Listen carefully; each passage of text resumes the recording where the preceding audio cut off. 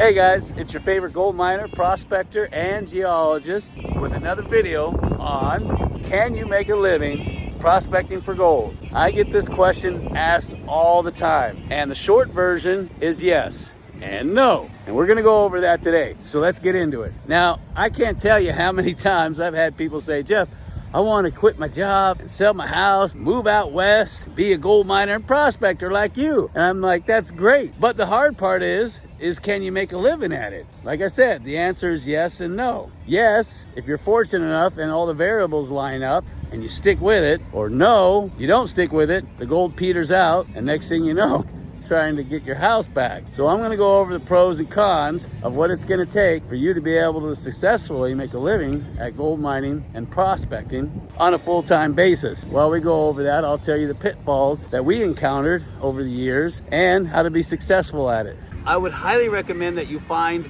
a mentor.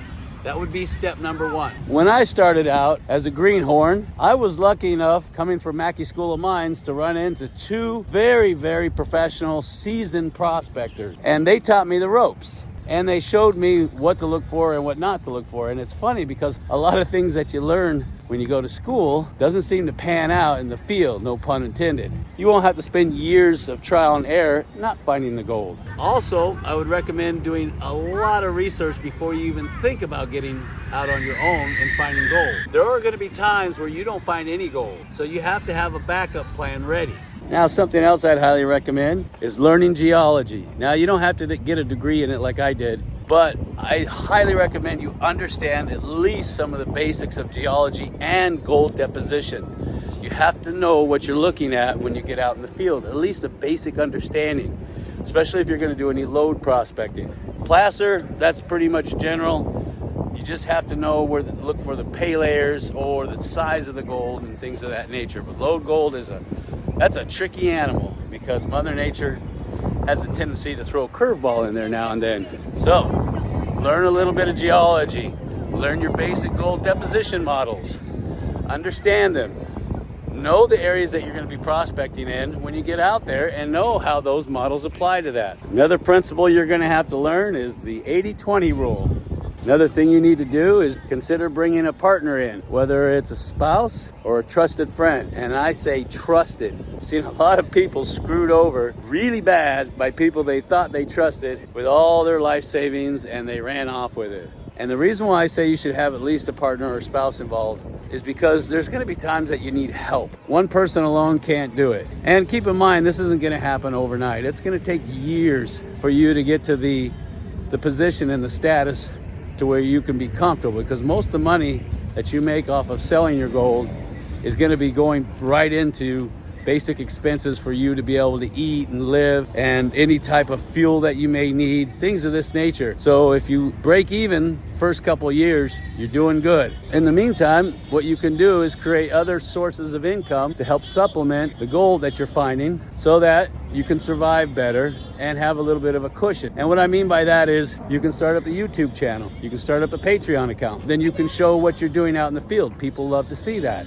They want to know what it's like to be living off grid or out in the wild, and they want to know how you're doing it. So that's another way that you can increase the amount of money that you get from your gold prospecting, not just from finding gold, but from having other sources of revenue. I highly guarantee it works, but like I said, you have to stick with it. It might take a year, it might take 2 years, but you got to stick with it. All right, so that brings us to what do you do once you find the gold? Who do you sell it to? Well, I made many videos about this, and I'll leave a link down below so you can check them out. But to get the most money from the gold that you mine, I highly recommend that you sell it to eBay or pay dirt, or you sell it to family and friends, because if you sell it to a refinery, they're only going to give you 95 to maybe 97% spot for 24 karat gold.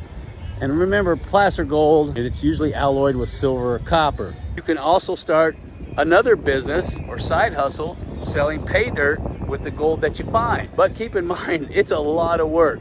You better have a crew there to help you, because you'll be working your hiney off with that shiny just to package all those boxes up.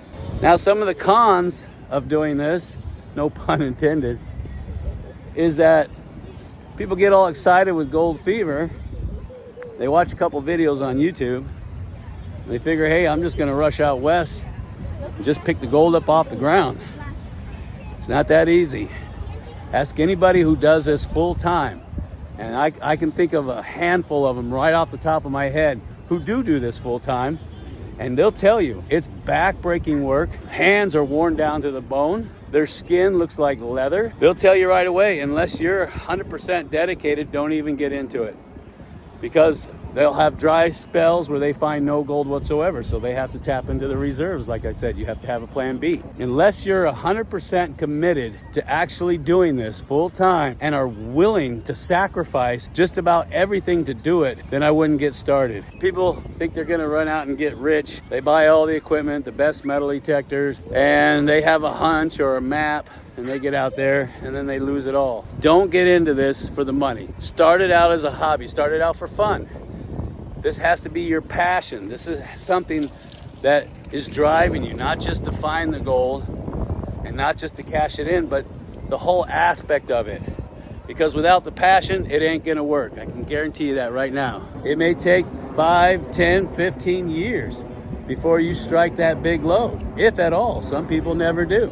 Now, the pitfalls that I told you about. There are many pitfalls in the world of gold mining, especially when you're dealing with lode gold. But one of the pitfalls that I noticed gold mining, lode and placer, is when you happen to strike a lode or deposit that's not marked on maps. It gets you excited. A lot of you out there know exactly what I'm talking about. What do? Well, first thing, you don't sleep. The second thing is you run out and you buy every piece of equipment that you need to extract that gold. That's mistake number one, and I've made that one many times. Be smart about finding that deposit and how rich it is and how big it is before you get too crazy with buying all these different types of equipment. Now, another common pitfall is bragging rights. This has been going on since prospectors have been finding gold. They find a big deposit. What do? They go out and they tell the world about this super rich deposit they just found because they want the bragging rights. And what happens? That's right. Everybody and their uncle figures out where that deposit is based off the information, or if you happen to make YouTube videos like I do, they see just enough information or hear just enough information where they run out there and they claim jump and get all your gold. If you do find these things, and trust me, they're out there, I've seen them, don't say anything to anybody about it until you completely work the deposit out, or to such a degree that there's not much left. And then you can go ahead and you can tell the whole world. And if you're gonna make videos on YouTube, don't show the mountains in the background. So many people have identified my exact location just because I happen to show the terrain in the background. A mountaintop or a ridge, it's just enough. And I know because I do the same thing when I'm watching videos. I look for that one little sneak peek of a ridge or a mountaintop or a view of the valley so I can identify it. So keep your mouth shut. And of course, my favorite one of all time, don't buy a claim until you've sampled it yourself. I can't tell you how many times I've had people write into me and say, Jeff, I just bought a claim. Does it have any gold on it? I don't know. That was your job. You're supposed to sample that thing before you buy it, and don't just go off of the person who's selling its word, because I can assure you they might be forthcoming and honest. Now, I've made countless videos on how to sample lode deposits and placer deposits, and YouTube is full of them. So make sure you know what you're getting into if you're going to buy either a hard rock or a placer claim. You've got to know what's out there if you're really going to be serious about this. If you don't care if there's any gold, then it's fine. Keep it recreational. But if you plan on turning it into maybe a financial venture, you have to sample first. And if you're gonna do lode, what does that mean? That's right, you're gonna have to do some core drilling. And you better have at least 2 good assay companies to be able to send those samples in so that you know if you're drilling in the right spot. As far as your placer deposits, I made plenty of videos on how to trench and auger to find out where the pay streaks are. So if you want to see those, I'll try to leave some links down below. So make sure you sample yourself before you buy anything. So I hope this information has helped you guys in determining whether or not you want to make a living out of being a gold prospector. Yeah, you can do it, and it is profitable, but you're gonna have to stick with it. Sometimes for decades. So, and just be aware of the pitfalls. Now, if I missed anything, I would love to hear your thoughts on the pros and cons of gold mining professionally, making a living at it. So leave me a comment down below. I'd like to hear it. Now, don't forget, at the end of this month, we're going to be giving away silver bars. We're going to be giving away bags of pay dirt.